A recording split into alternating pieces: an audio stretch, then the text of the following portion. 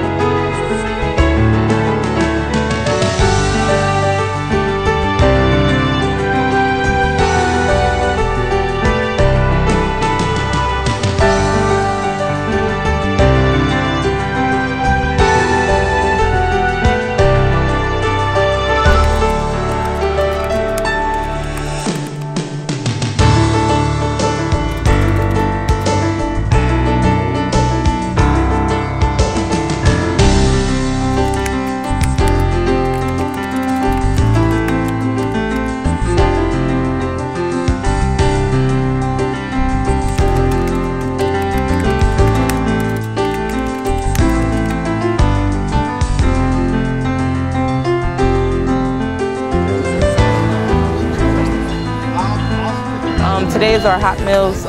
We come out here between 12 and 2 every third, well today is the fourth Thursday. But we come out here and serve food provided from the Cathedral Kitchen.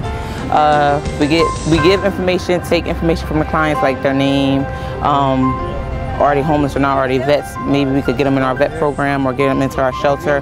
We also give out cold water,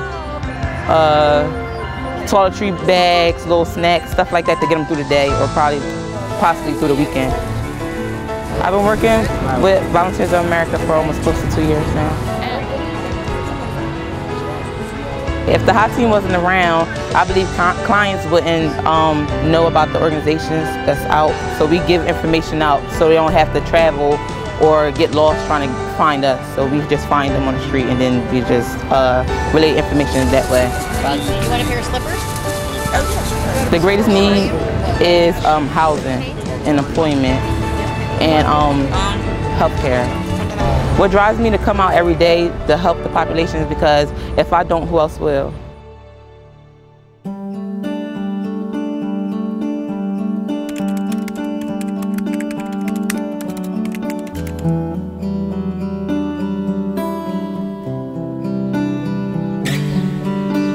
The Aletha Wright Center is a 99-bed facility for homeless men.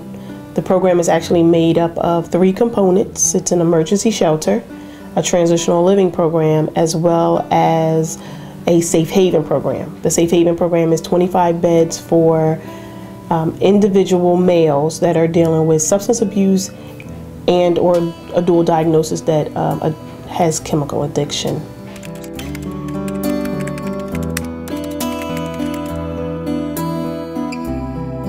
We soldiers come in, we should be treated coming out. Help the vets. We need this. We need the right benefits for them. I just want help. I want help, that's all.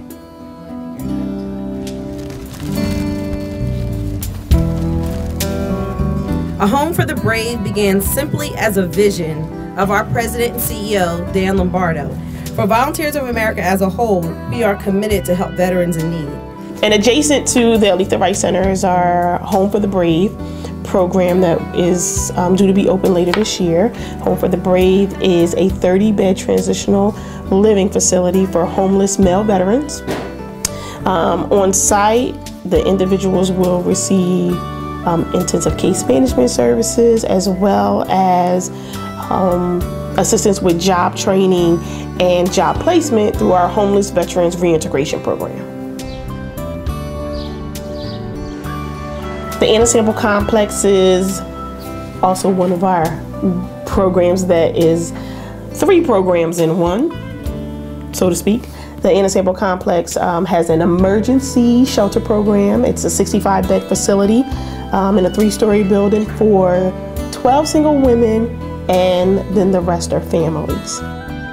I was just kind of not being supported by their father, and it kind of just went downhill from losing my job last year around this time until now. My kids are young and we've lived so many places, it's ridiculous, and you know, I feel like I need to be stable so they can be stable.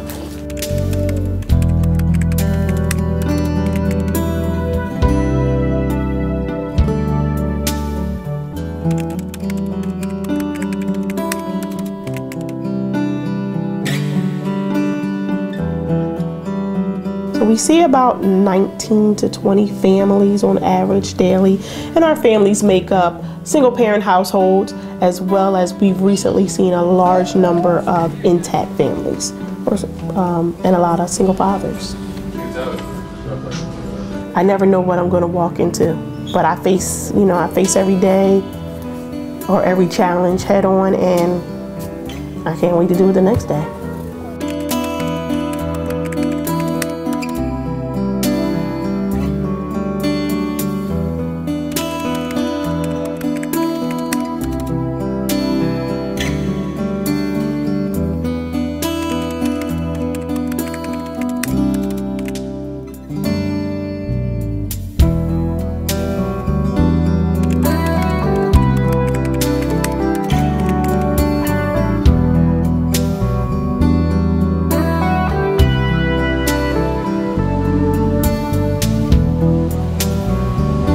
This program is actually subsidized by HUD. Tenants have to be extremely low income. Subsequently, tenants can pay rent from $50. Not many people pay more than $300 or $400 a month. Sadly, the waiting list is always over a year. We try to make it as nice a place as it can be. What we have here, I don't think anybody has any of this. People call me daily or call my staff daily on the phone looking for housing, and you know what, the economy is tough enough now, and if there's no family, children to accept them in, I have people telling me that they're going to be out on the street next week. It makes me feel horrible. There's a lady, I just met a lady who's living in a car with her 2 tiny little dogs. And a friend of mine is sent her here, but she can't wait a year. She's not sure if they would let her take her little tiny dog. She don't want to give them up, so she's living in a car right now. A big part of the answer to housing for seniors is this type of program. However, especially with the economy the way it is now, Congress isn't looking at it very favorable as far as adding a lot more 202 elderly housing. They all know that it's a great thing, and for some people it's the only way they're going to survive, but there's not enough. There's just not enough. I wish there were more places like this, because the financial situation here people can afford. So a place like this to me has been a lifesaver for me. I mean, I'm so blessed, I'm going to cry. I thank God every day for what I have here.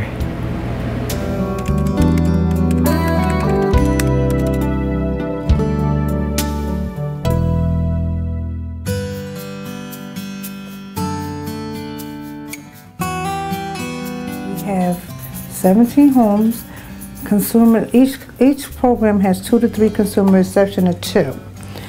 We do a lot of stuff for our consumers. We really bet for our consumers. We have consumers that work, and have consumers that have an enrichment program where they learn about everything, banking, hygiene, anything they want to learn. We provide that for the services for them. We do so much for them. It's just so much that we, as a volunteer, as a team, we do for our consumers. This is my consumer, Adolfo. When I received Adolfo in August of 2008, he weighed 450 pounds. At this present time, he is down to 326 pounds. He had a button business at his home, and we moved it up here to the office. I love it. I love it. It's a drive it gives me in the morning. It drives me to work. I need the job culture.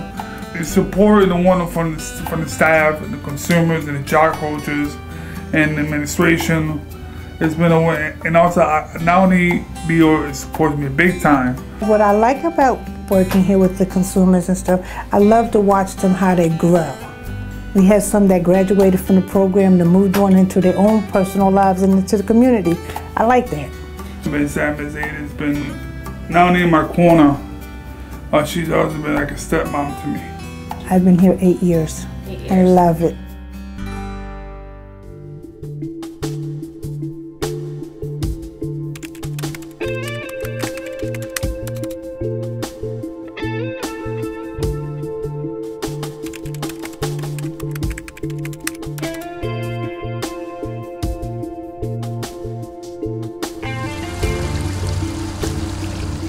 I was in prison for forgery, cashing illegal checks.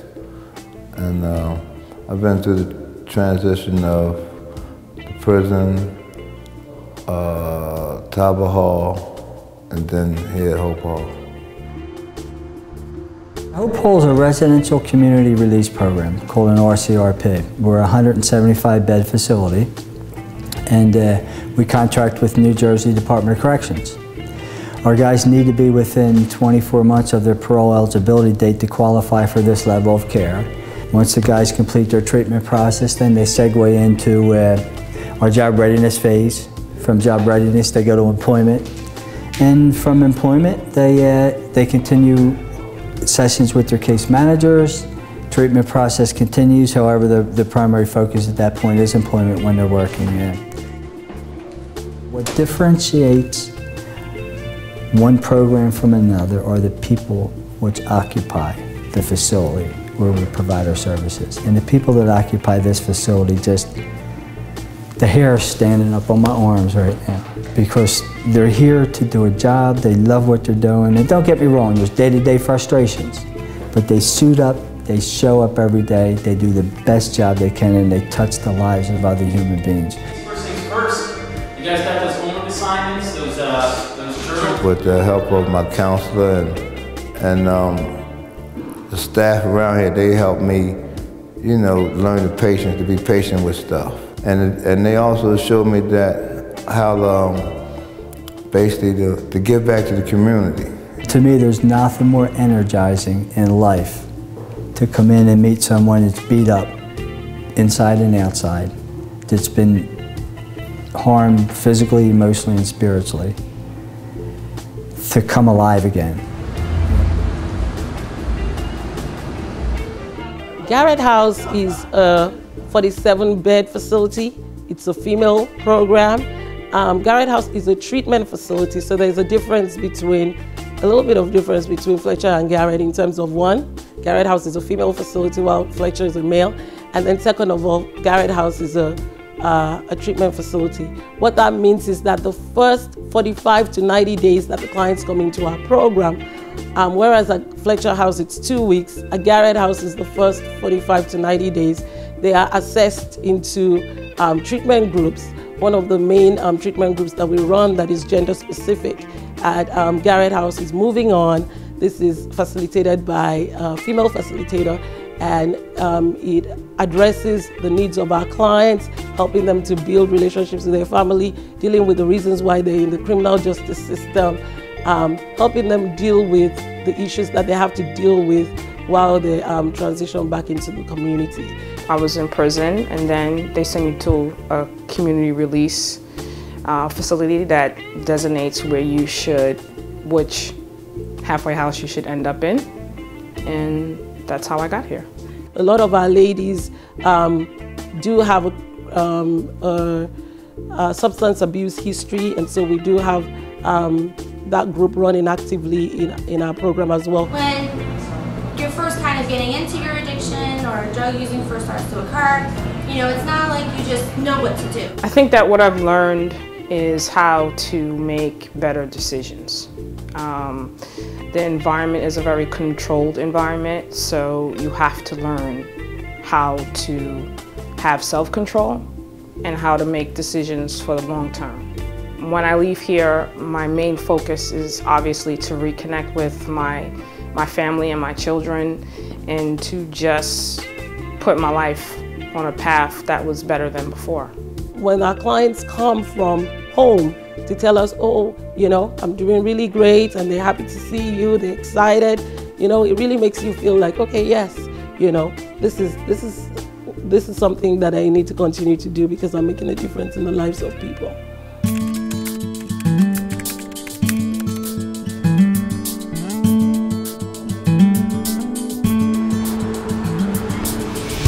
The CRC is a program for male and female parolees who get referred to us for a couple of reasons, for a few reasons. It could be either that they're just coming out of prison and their parole officer or the parole board has deemed that they need some extra structure to help them transition into the community, or it could be folks that are already been in the community for a while, you know, for a period of time, and they're maybe having some issues as far as accountability, unemployment, substance abuse issues, various things like that. So they can be referred here to give them some extra support to help them stay in the community. We function as a team. That's the one thing that I really love about my staff, is that we almost work as one mind, you know, and you can see where everyone, from front desk staff to employment to education to treatment staff, that they're all invested in the client. I think if this program wasn't here, there would be a lot of guys that would be out in the street without any access to resources, without any access to treatment, you know, substance abuse treatment and things like that, and who just would not know that they could make a difference, make a change in their lives. I really believe this is better than the prison because it helps you to react back with society. I don't really think that my mistake is going to define the rest of my life.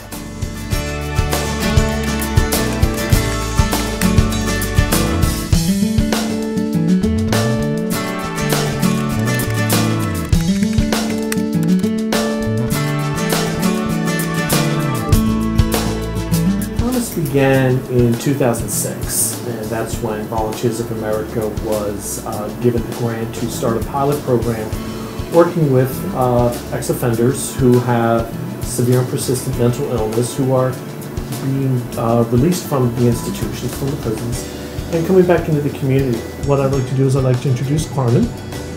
Carmen, you've been with us for how long now? Approximately 9 months. Since I've been on the Promise. First, the help they have gave me, like counseling, one-on-one therapy, time on my medication. They actually helped me get into pediatrician, which is a culinary program, and recently I just graduated. If it wasn't for Promise or Volunteers of America, where do you think you'd be right now? Probably locked up again. Really?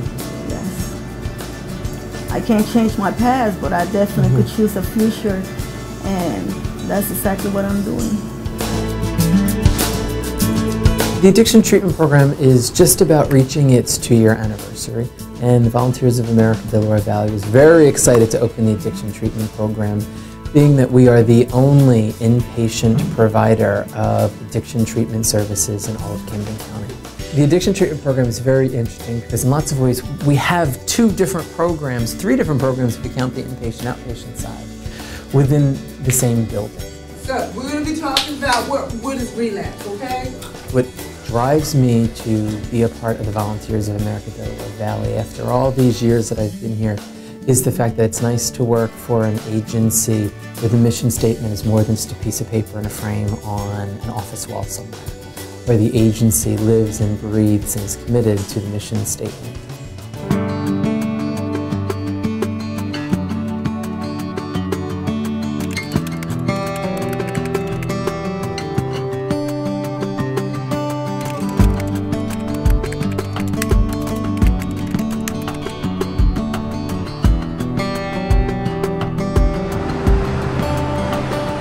ISSI stands for Integrated Services Supporting Independence.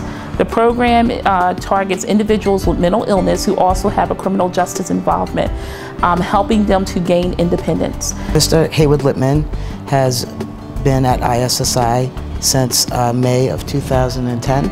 I came to get something out of this program. I was aimed to get my independence living. I came as a homeless person, and they accepted me.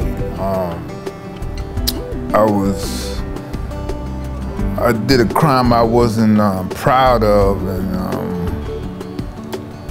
but nevertheless, it was an open door here at Volunteers of America. Mr. Lippman is an excellent example of what somebody can accomplish if they're motivated enough to achieve the goals, their own goals. This was a very powerful experience here at Volunteers of America.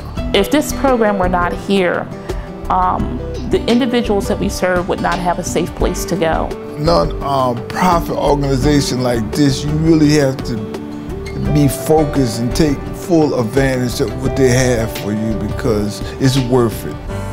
That's all I have to share. It's very special for us as volunteers that we get the opportunity to be able to give back a little bit. It's good at least to do some type of contribution for people to have a little less than you have, and I appreciate the opportunity. It was taught a long time ago by my father that you got to give back to the community, you got to reinvest, you got to help people out that need help. We're here today to do that. You know, we all want to show our appreciation and support for Volunteers of America because they do the things we all want to do, but really don't have the time to do. So they make the world we live in a better place. It feels good knowing that, you know, at the end of the day, you can tell yourself, like, man, I just made a difference for the school or the community. I think Volunteers of America, I think this is something beautiful because they don't even know us and they helping us. And we need the help. That's why we came down here.